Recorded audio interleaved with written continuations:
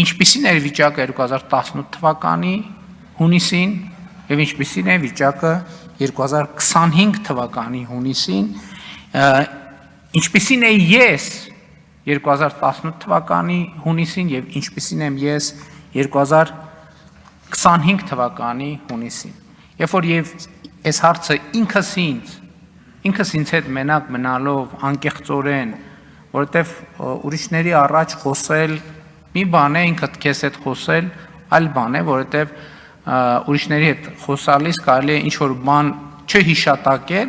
բայց ինքդ քեզ հետ խոսելիս հնարավոր չէ որևէ բան չհիշատակել, որովհետև այդ ամբողջը հիշատակված է։ Եվ հիմա ուզում եմ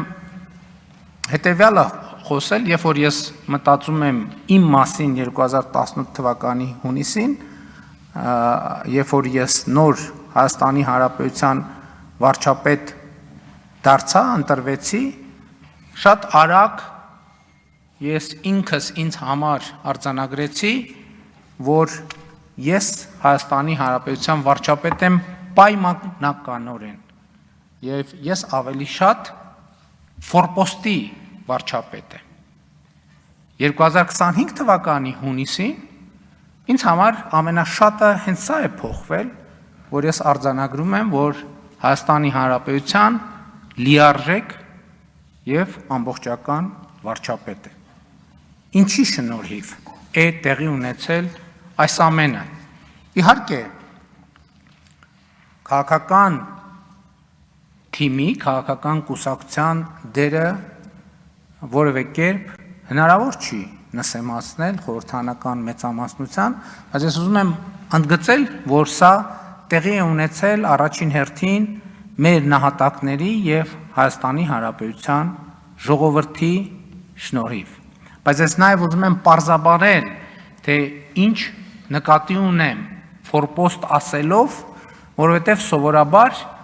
ֆորպոստի խոսույթը մեր իրականության մեջ ներմուծվել է կապակցված մի կոնկրետ երկրի հետ, բայց շուտով ես ինքս ինձ համար միայն վարչապետի պաշտոնում արձանագրել եմ, որ դա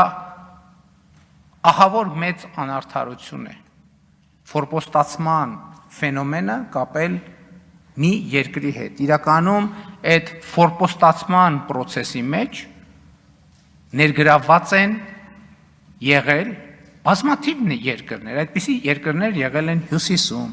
այդպիսի երկրներ եղել են հարավում, այդպիսի երկրներ եղել են արևելքում եւ այդպիսի երկրներ եղել են արևելքում։ Բայց շատ ավելի կարեւոր է որ արձանագրել, որ ֆորպոստացման կրիտիկական մասսան ոչ թե եղել է մեզնից դուրս, այլ ֆորպոստացման կրիտիկական մասսան մենք ինքներս ենք եղել, մենք ինքներս ենք ապահովել եւ հետեւյալ տրամաբանությամբ մենք ինքներս մեզ հաշիվ չենք տվել, որ մենք Հայաստանի Հանրապետության կառավարություն ենք, խորհրդարան ենք, ժողովուրդ ենք, մենք ինքներս մեզ հաշիվ չենք տվել, որ մենք պետություն ենք եւ մենք ինքներս մեզ չենք փորձել ինքներս մեզ համար պարզաբանել, թե այնուամենայնիվ ինչ է պետություն, ինչպիսի պարամետրեր ունի այդ պետությունը, ինչպիսի վարքագիծ է ենթադրում պետություն լինելը եւ որ վարքագիծն է, որ մեզ դնում է պետություն լինելու անդին։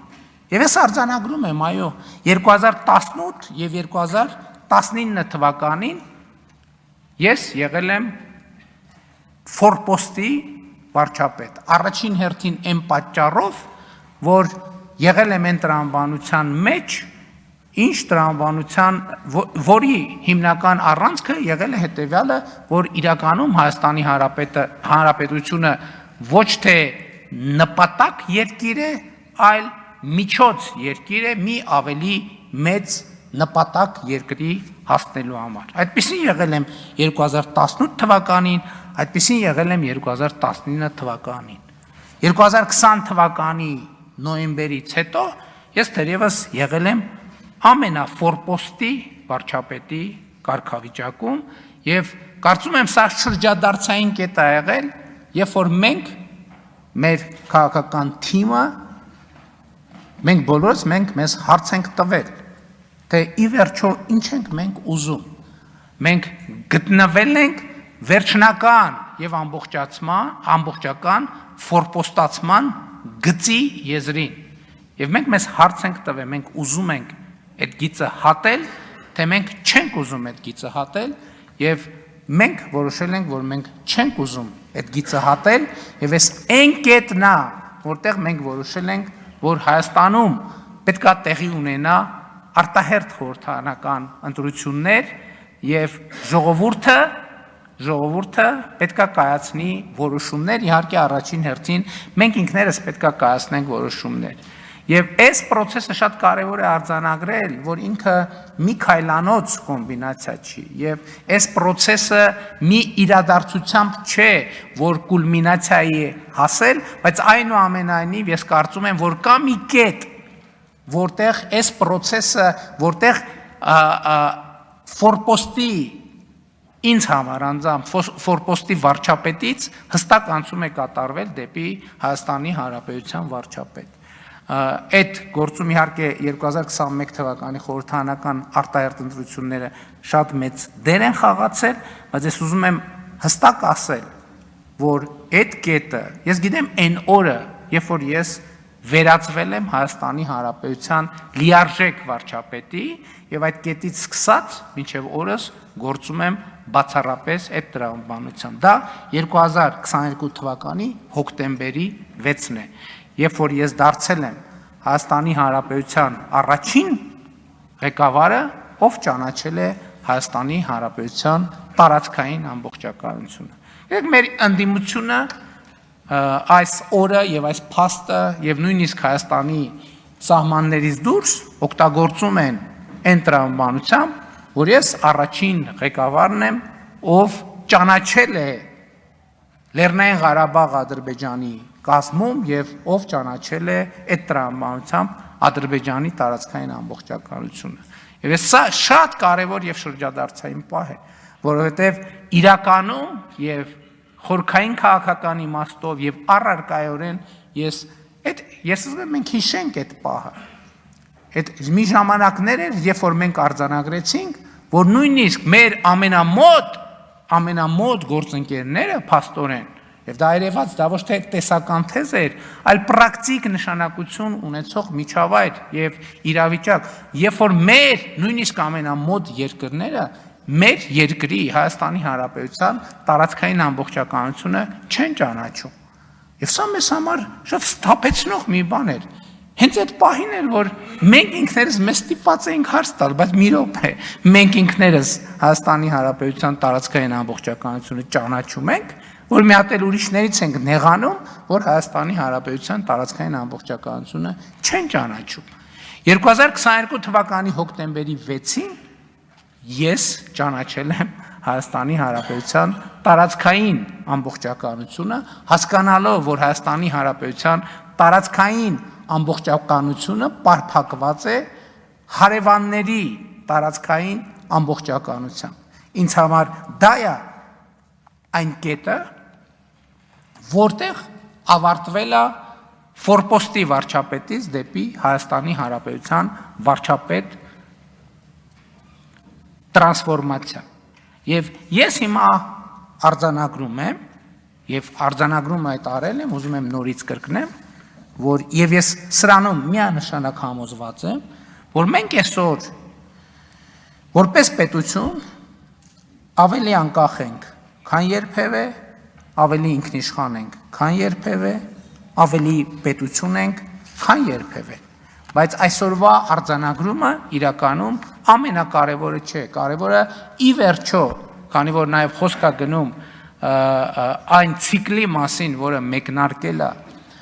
2021 թվականի խորհրդարանական ընտրություններով, որտեղ մեր կարգախոսն էր ապագա կա ապագա, շատ կարևոր է նաև ի վերջո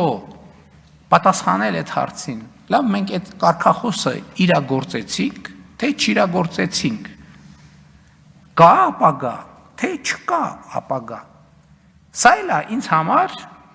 գրեթե ամենօրյա խորհրդածության նյութ եւ այդ խորհրդածության արդյունքում ես եկել եմ հետեւյալ եզրակացության ինչն է գործնականում նշանակում, որ կա ապագա,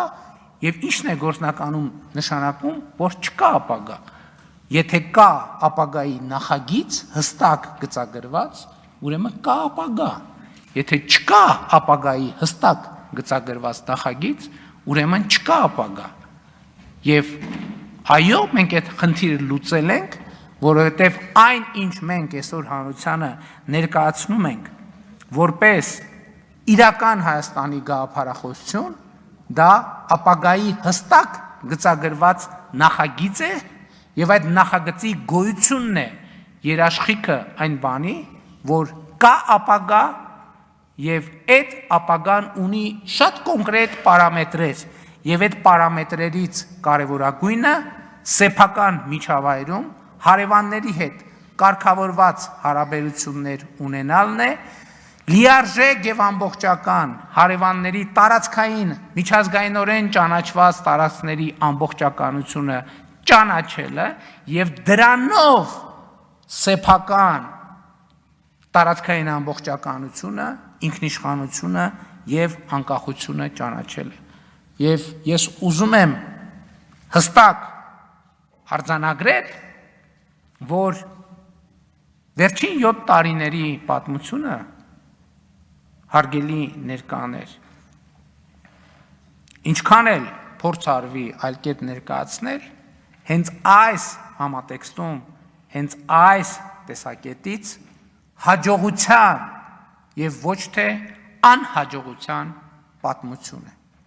Տեսեք, շատ են խոսում նրա մասին, որ մենք կորցրել ենք Լեռնային Ղարաբաղը։ Ես այս հարցի մասին էլ բնականաբար շատ մտածել եմ եւ այստեղ էլ իմ եզրակացությունը հետեւյալն է. մենք ոչ թե կորցրել ենք Լեռնային Ղարաբաղը, մենք գտել ենք Հայաստանի Հանրապետությունը։ Այս է ճշմարտությունը, որովհետեւ ինչպես նախկինում ասել եմ, Լեռնային Ղարաբաղի հարցը որպես ինչպես ընդդիմության գործընկերներն էին ձևակերպում, որպես թոք օգտագործվել է, որ Հայաստանի Հանրապետությունը չգտնվի, Հայաստանի Հանրապետությունը որպես անկախ եւ ինքնիշխան պետություն չկայանա, եւ Հայաստանի Հանրապետությունը կայանում է եւ Հայաստանի Հանրապետության ապագայի նկատմամբ ես եւ մենք բոլորս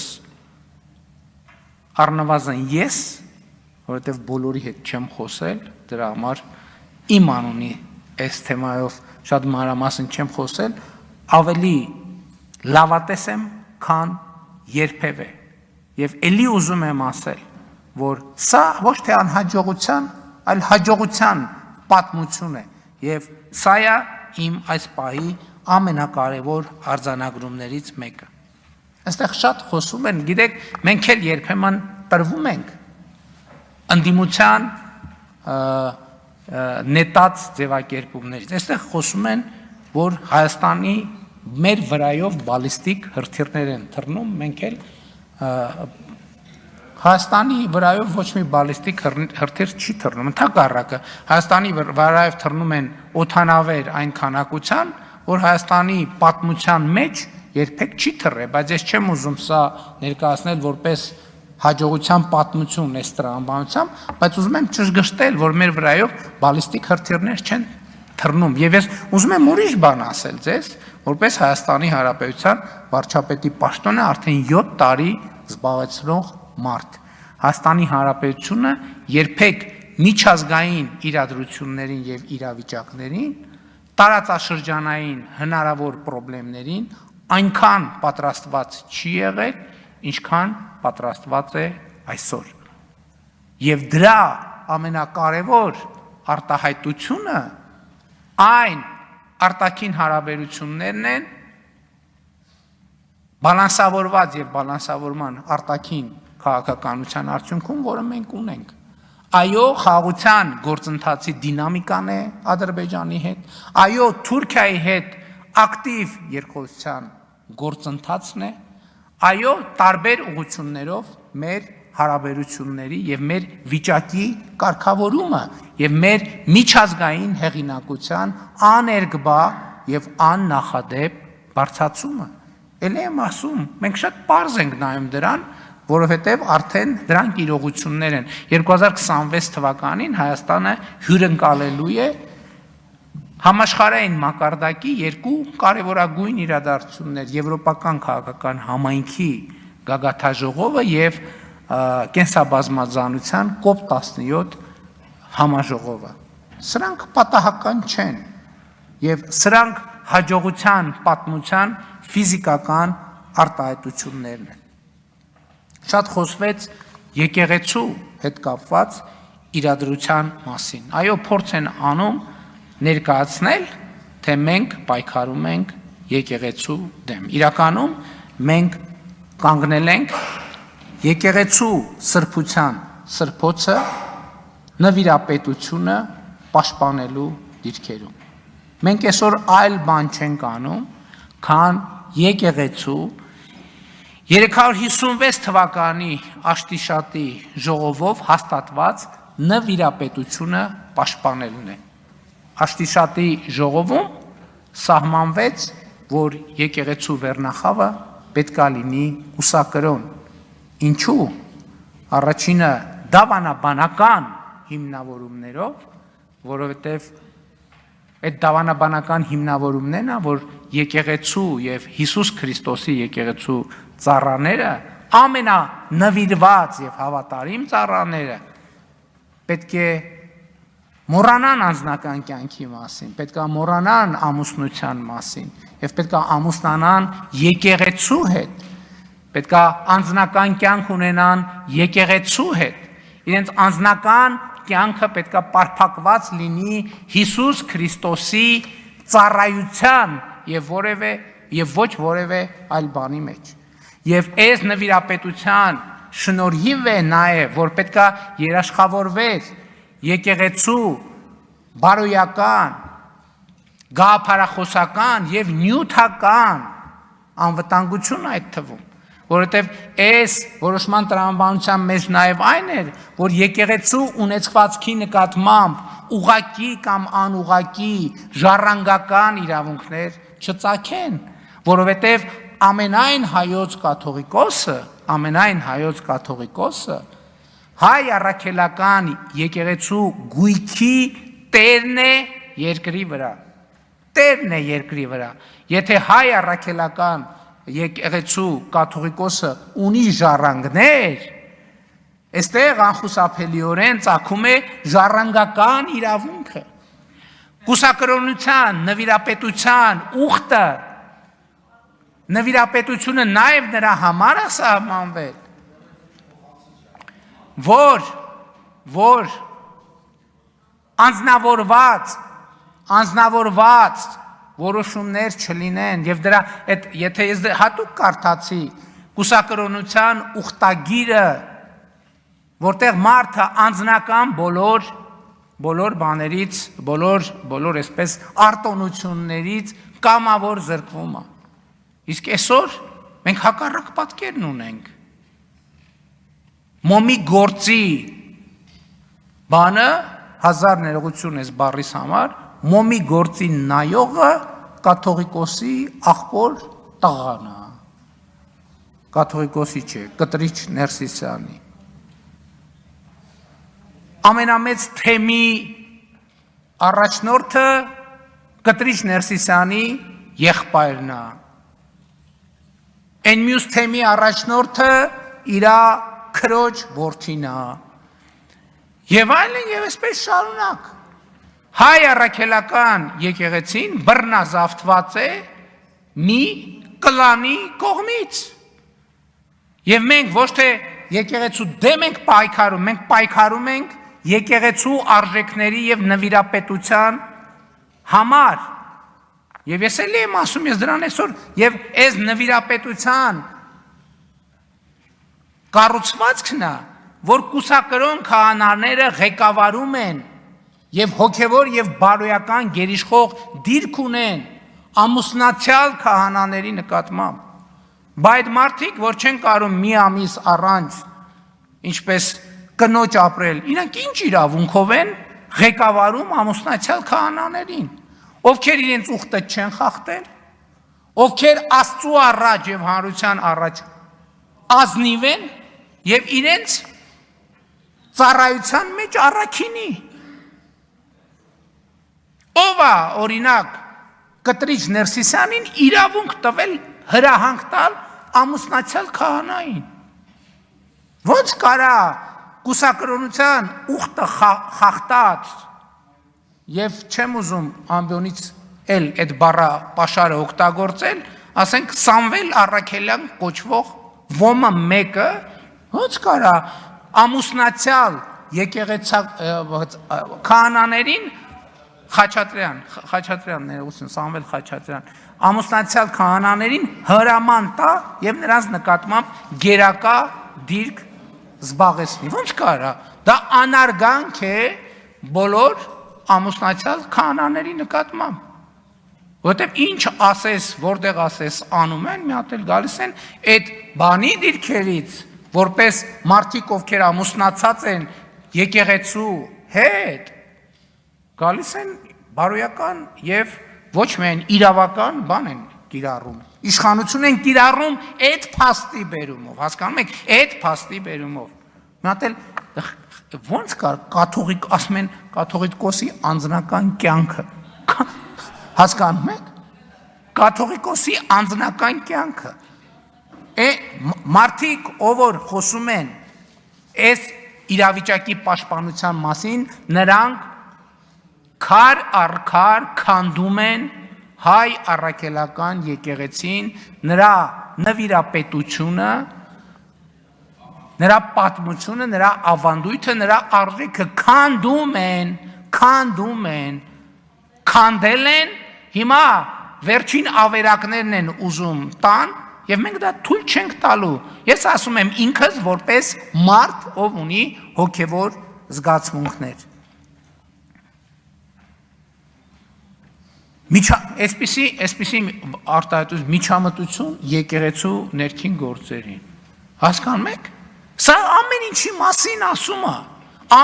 մասին ասում է։ Հայ առաքելական եկեղեցու հետևորդները միջամտնում են եկեղեցու ներքին գործերին։ Ոնց կարա